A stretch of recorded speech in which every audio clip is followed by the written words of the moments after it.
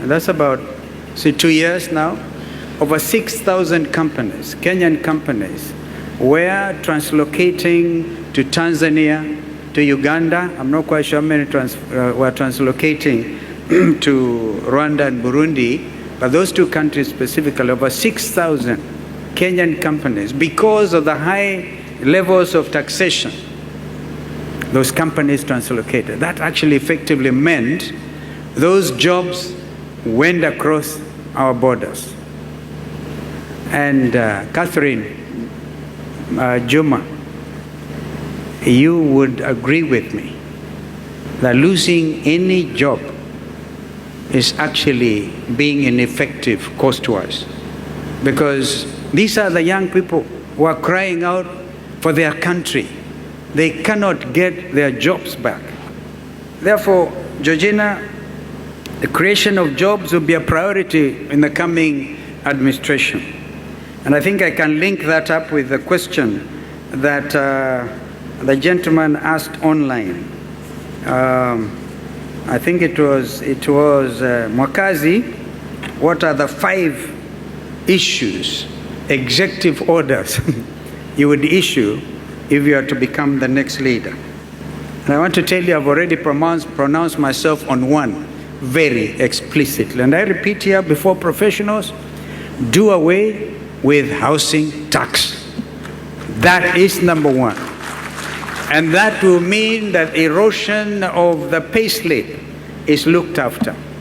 I'm thinking very strongly, having been once Minister for Education, when we advised President Kibaki then to think of free primary education. And one time, please Kenyans may have forgotten, I actually ran. If I do it, it will be second time round. And my votes were stolen, were they not? Got close to 1 million votes, others were stolen. Never mind. That is history. But then I spoke very clearly about a 24-hour economy. This is time to think about. If you're going to create those jobs, Madam Georgina, we have to work like bees. We have no time to waste. Every Kenyan who is unemployed is a big problem to all of us. And then they turn violent, we call them goons, and then become ready for political leaders who have lost focus, and they believe they can buy leadership by employing goons. Look at what happened at the promulgation. I think former Deputy President Gachagua, not former deputy. Deputy President Gachagua just wanted to name his new political party. They could not even allow him. You pay goons to cause harm, possibly death to leaders. Kenyans must stand up and say, no.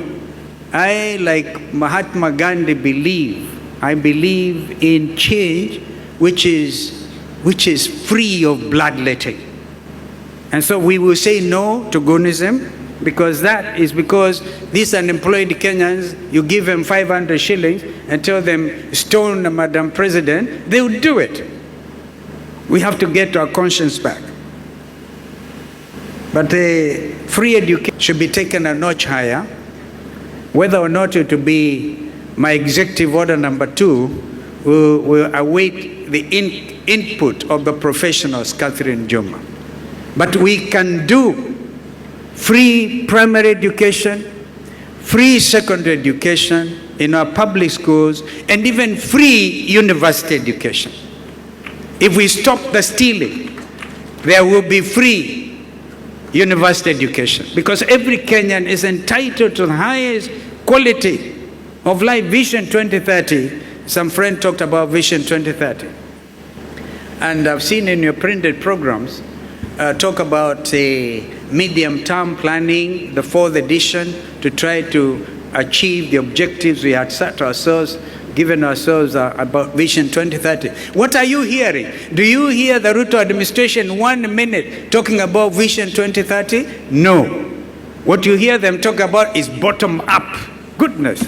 Kenyans, I think we need to go for mental checkup. All of us. Bottom-up economics, One time William Ruto thought was a student of Mwai Kibaki, was a foremost economist.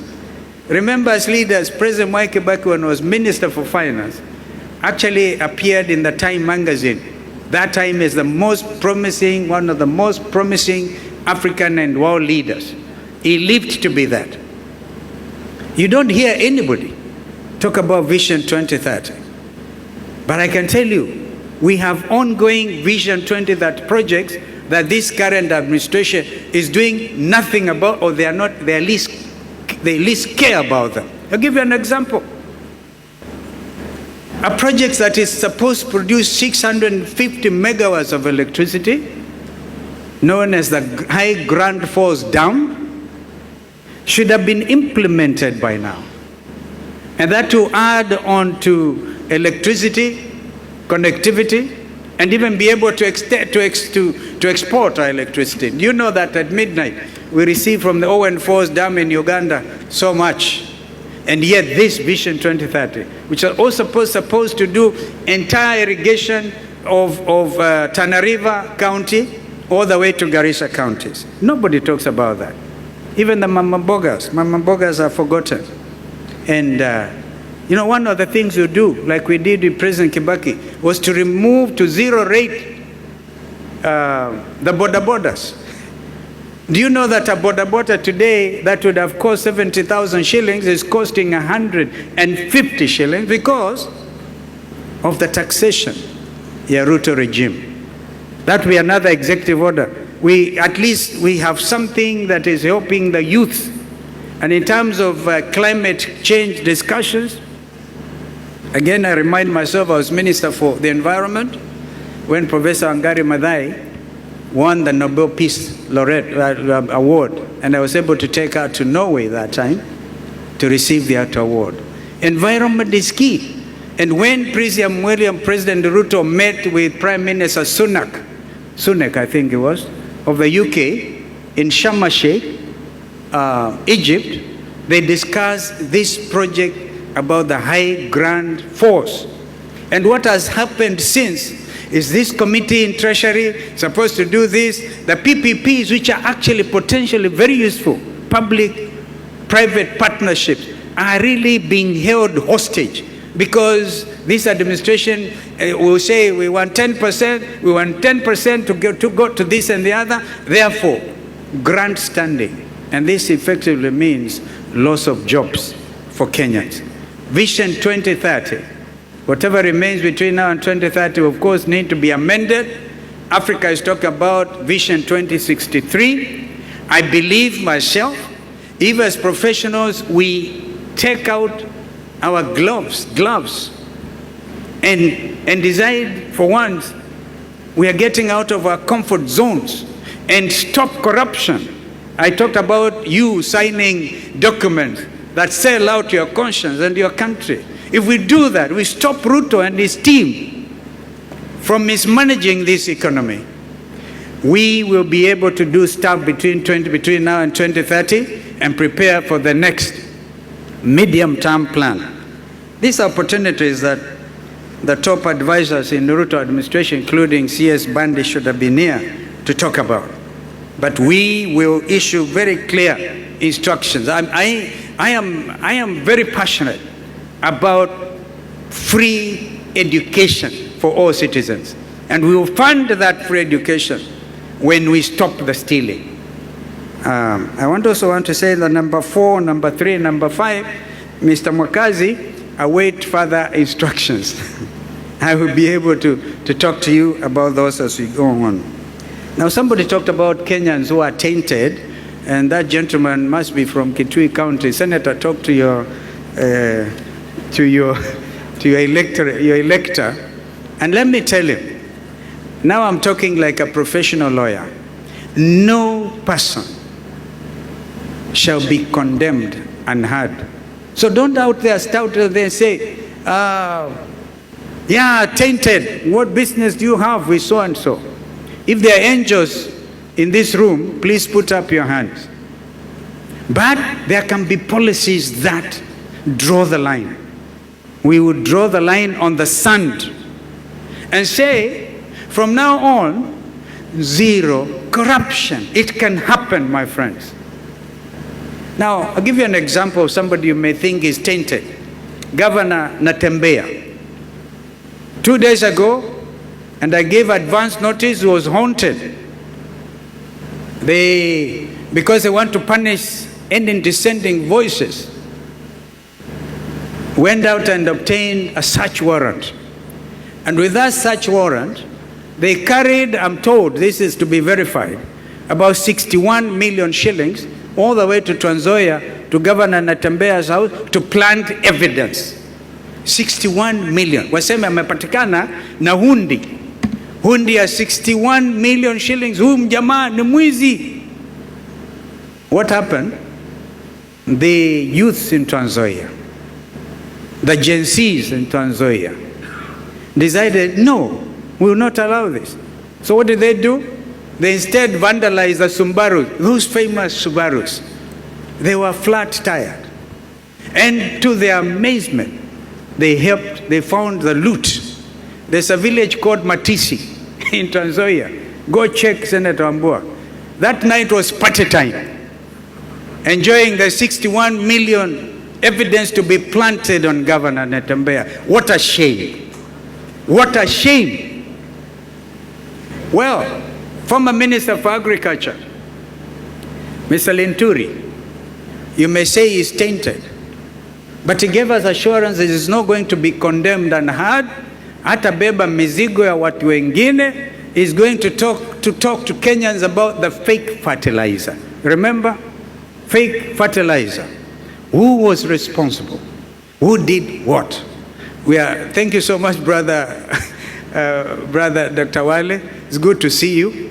You are a survivor of heart attack. But let's give him up for agriculture. Kenyans are waiting to know the truth. Although biblically the truth is Jesus Christ. And Kenyan the leaders keep on saying, you shall know the truth, and the truth shall set you free. Kenyans want to know the truth about mbolea feki. And then you see, kumbe the big boys, the bigger boys, were the ones involved. So don't judge people on the face value. Listen to their story. And even the thou are the ignorant. I like the words of the Desiderata. The thou and the ignorant, they too have their story. But every person must be subject to the same treatment under the law. So I talked about Vision 2030, and Rose Mukavi, amazing. Tea production. You know, we have the tea auction here in Mombasa. Did you know that a Kenyan called Joe Kamau and his younger brother decided to be very active in the tea auction here in Mombasa? And they had created an extra 300 jobs for young Kenyans here in Mombasa. What happened to Joe Kamau over Christmas? In 2024 or 2023, he was arrested. He was taken around before DCI, and they could not provide any charges. They actually wanted to say money laundering. Our professionals, money laundering. They found nothing. This young man was doing value addition to Kenyan tea. Do you know now, as a result of compromising stand by Kenya Tea Development Authority, KTDA, our friends from Rwanda, congratulations. The tea from Rwanda has overtaken the tea from Kenya in terms of quality, because they also bring their tea from Rwanda, Uganda, here in Mombasa for the auction. Those 300 jobs were lost.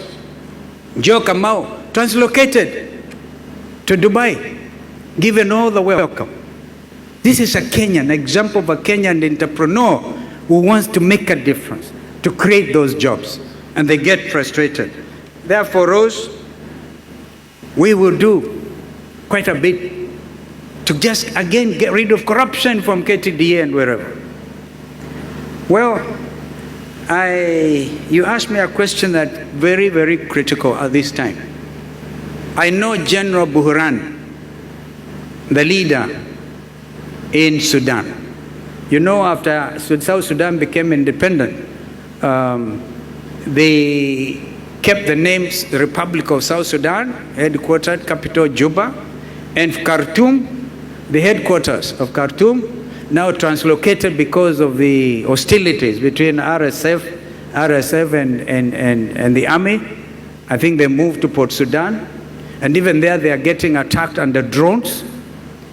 And you heard General Buran say, because of William Ruto's support to RSF, these are the original Janjaweeds from Darfur. People wanted for crimes against humanity, killing the black community. But they come here, we give them red carpet treatment. And instead of now working to bring the factions together, we have taken sides. Professionals, did you know that gold from Darfur is flown into JKI and then flown on to Dubai, treated under the rules of origin as Kenyan gold? And that probably is funding the war effort in the Sudan. So, if I got opportunity, I'll look for General Buran and tell him, please don't punish the Kenyan farmers, because I think the biggest exporter consumer of our tea is Iran, then Pakistan, and of course Sudan. Wanakula ile kawa tungu, tea, black tea. And people are sitting here supervising corruption. How will this economy ever grow? So I still maintain that it is possible to get rid of corruption, and this economy will grow like where Kibaki and I left it.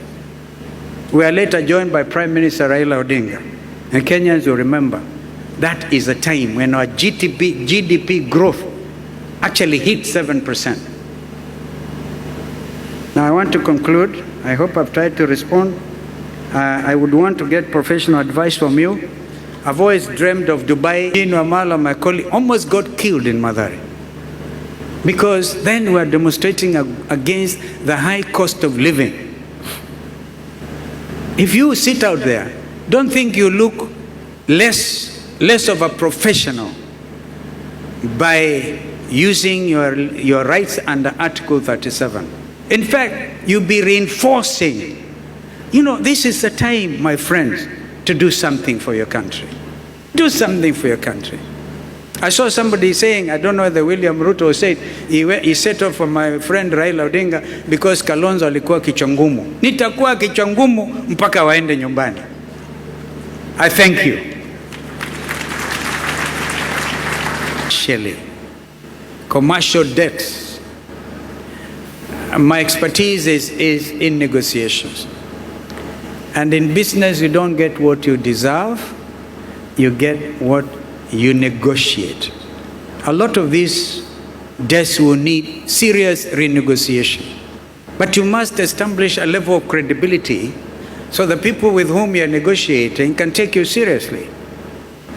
So I will work with the accounting profession to have a real look at all these numbers and be able to know what needs to be done. And the economic viability of the counties, I think again, Madam Catherine addressed this issue when she was saying that the voice of the accountants was never listened to. Economic viability of the counties. Let me give you a very live example. Madam Shakila is a Secretary General of Wiper Democratic Movement. She's from the county of Lamu.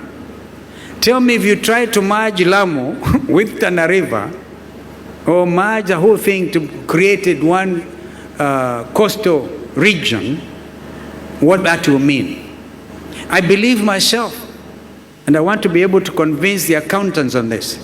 Again, when we deal with governance, you'll be able to even, instead of 47, be able to sustain the 47 counties, all right?